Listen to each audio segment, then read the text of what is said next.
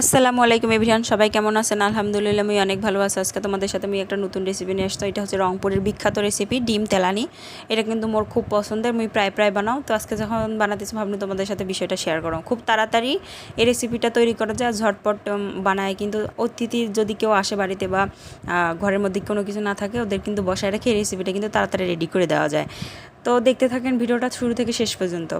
তো তার জন্য আমি প্রথমে কড়াই নিয়েছি, নেওয়ার পর কড়াইয়ের মধ্যে 4 টেবিল পরিমাণ হচ্ছে সরিষার তেল দিলাম। দেওয়ার পর হচ্ছে 2টা এলাচ, 2টা দারচিনির মধ্যে দিলাম। দেওয়ার পর এগুলো একটু গরম টরম করে নিতেছিলাম আর কি, সুন্দর একটা ফ্লেভার আসার জন্য। খুব বেশি পরিমাণে হাবিজাবি মশলা দেওয়ার দরকার নেই, কারণ হাবিজাবি মশলা দিলে আবার ভালো লাগে না। সেজন্য অল্প পরিমাণে অল্প করে মশলা দেওয়াই ভালো। তারপর যখন তেলটা গরম হয়ে গেছে, এর মধ্যে আমি দিয়ে দিন হচ্ছে পেঁয়াজ বাটা। তো পেঁয়াজ বাটার পরিবর্তে তোমরা কিন্তু পেঁয়াজ কুচিটাও দিবার পারেন, কোনো সমস্যা নেই। কিন্তু পেঁয়াজ বাটা দিলে ঝোলটা আর কি গাঢ় গাঢ় হয়, সেটাই ভালো হয় আর কি। তো যাই হোক, দেখেন পেঁয়াজটা দেওয়ার পর সুন্দর মতো আমি তেলের সাথে ভাজা ভাজা করে নিতেছি আর কি, কষা টষা নিতেছি। কাঁচা একটা গন্ধ থাকে পেঁয়াজের, সেটা যাতে চলে যায় সেই জন্যে। তারপর যখন এই পর্যায়ে আসবে তখন আমি এর মধ্যে দিয়ে দিই হচ্ছে হলুদের গুঁড়া দিয়ে আবার সুন্দরভাবে নাড়াচাড়া দিয়ে নিম আর কি। হলুদের গুঁড়োটা মিশিয়ে নিম ভালোভাবে।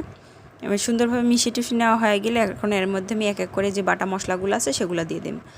তো বাটা মশলার পরিমাণও কিন্তু খুব কমায় দেবেন, কারণ খুব বেশি পরিমাণে মশলা দিলে কিন্তু রান্নার স্বাদ কখনোই বাড়ে না, আরও বিশ্রী হয়ে যায়। পরিমাণ মতো মশলা দেওয়াটাই ভালো। তো এখানে আমি 1 টেবিল চামচ পরিমাণে জিরা বাটা দিনও দেওয়ার পর এখন হচ্ছে এর মধ্যে আমি অল্প পরিমাণে আদা বাটা, রসুন বাটা এর মধ্যে দিয়ে দিম আর কি। তো জিরা বাটা দেওয়ার পর সুন্দরভাবে নাড়াচাড়া দিয়ে নিন আর কি। নেওয়ার পর এখন আমি আদা বাটা রসুন বাটা এর মধ্যে দিয়ে দিই। আদা বাটা 1/2 চামচ পরিমাণে দেব, আর রসুন বাটাও কিন্তু আমি 1/2 চামচ পরিমাণে এর মধ্যে দিয়ে দিই। ওই যে কোনো বেশি পরিমাণে মশলা দিলে কিন্তু এই রান্নাটা খারাপ হয়ে যায় আর টেস্টটা বিশ্রী হয়ে যায়, তখন আবার খাইতে ভালো লাগে না। একবার মোর এরকম হয়েছিল, সেজন্য তোমাদের আমি বারবার করে কয়ে দিতেছি আর কি। আমি ভাবছি না বেশি করে মশলা দিলে মনে হয় এই রান্নার টেস্টটা মনে হয় বেশি ভালো হবে। তো একদমই না, মশলা অল্প অল্প করে দিয়েই এই রান্নাটা করি না ভালো। তো তারপরে এর মধ্যে আমি দিয়ে দিন হচ্ছে লবণ, 1 চামচ পরিমাণে লবণ দিন। দেওয়ার পর আবারও মশলাটা ভালোভাবে কষা নিতেছিলাম। ভালোভাবে কষা টষা হয়ে গেলে এখন এর মধ্যে আমি হচ্ছে শুকনো মরিচের গুঁড়া দিয়ে নিম আর কি। তো কেউ এই রান্নাটা কাঁচা মরিচ বাটিও কিন্তু রান্না করে, সেটারও টেস্ট কিন্তু অসাধারণ হয়। তুমি আজকে শুকনো মরিচ দিয়ে রান্না করো আর কি। দেখেন শুকনো মরিচ আমি 1.5 চামচ পরিমাণে দিন এর মধ্যে। দেওয়ার পর আবারও শুকনো মরিচটা সুন্দরভাবে মশলাটার সাথে কষা টষা নিতেছিলাম আর কি। ভালোভাবে কষান টষান হয়ে গেলে তারপর এর মধ্যে দিয়ে দিম অল্প পরিমাণে পানি, কারণ আমি এখন পর্যন্ত এর মধ্যে 1 ফোঁটা পরিমাণও পানি দাও নেই। ভালোভাবে এটা কষা টষা হয়ে গেছে, এখন এর মধ্যে দিয়ে দিম হচ্ছে অল্প পরিমাণে পানি আর কি, যেন মশলাটা একটু সুন্দর মতো কষা হয়, পুরি টুরি না যায়, সেজন্য অল্প পরিমাণে একটু পানি দিন।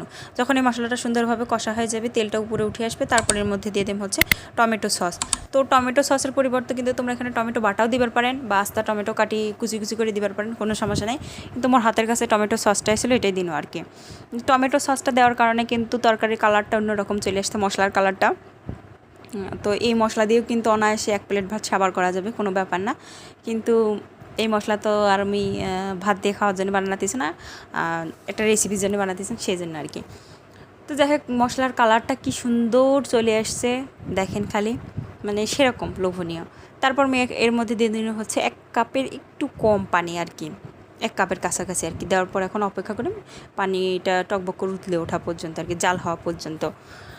তো দেখেন একটু পরেই পানিটা যে সুন্দর মতো উতলে উঠছে, এখন আমি এর মধ্যে এক এক করে ডিম দিয়ে দিম। তো ডিমটা আমি একেবারে ফাটায়ের মধ্যে দিবা নাও, ফাটায় বাটির মধ্যে ঢালে নিয়ে আস্তে আস্তে দিম আর কি, জিনিসটা যেন ডিমটা ভাঙে টাঙে না যায় সেদিকেও খেয়াল রাখি। ডিমটা ঢালি দিম আর কি এর মধ্যে। ডিম ফাটায় নিয়ে যে একটা একটা করে হচ্ছে এই এর মধ্যে দিয়ে দিই, মশলাগুলোর মধ্যে দিয়ে দিয়েছিলাম। গরম হয়ে গেছে, মশলাগুলো সুন্দর মতো জাল হয়ে গেছে, একটা একটা করে দিয়ে দিলে আর কি সুবিধা হইতেছে জিনিসটা। দেখেন এরকম করে আমি 3টা দিলাম তিনটা ডিম দেওয়ার পর সুন্দর মতো জাল হয়ে আসবে যখন, মানে কিছুক্ষণ জাল করে নেব আর কি। কারণ ডিম রান্না এই রান্নাটা হইতে, ডিমের রান্নাটা হইতে কিন্তু সময় লাগে না। দেখেন ডিমের রান্নাটা আমার সুন্দরভাবে হয়ে গেছে। এখন এর মধ্যে আমি কয়েকটা কাঁচামরিচ দিয়ে দিম আর কি। এই যে কয়েকটা আমি কাঁচামরিচ দিয়ে দিন, আস্তা কাঁচামরিচ, চিড়ি টিড়ি দেওয়া নেই আবার। দেওয়ার পর হচ্ছে এর মধ্যে আমি দিয়ে দিম হচ্ছে জিরার গুঁড়া, ভাজা জিরার গুঁড়া দিয়ে দিলে কিন্তু তরকারির স্বাদটা অন্যরকম হয়। জিরার গুঁড়ো কখনোই মিস করো না কোনো রান্নাতে। তারপর এখন এর মধ্যে দিয়ে দেব হচ্ছে ধনিয়া পাতা কুচি। ধনিয়া পাতা কুচি ছাড়া তো মোর তরকারি হয় না, ধনিয়ার পাতা দিলে মানে এই তরকারির টেস্ট আর মনে হয় 2 গুণ 4 গুণ বাড়ি যায় আর কি। দেখেন কি সহজ ও সিম্পল কিন্তু রান্নাটা, তোমরা কিন্তু অবশ্যই রান্নাটা ট্রাই করবেন।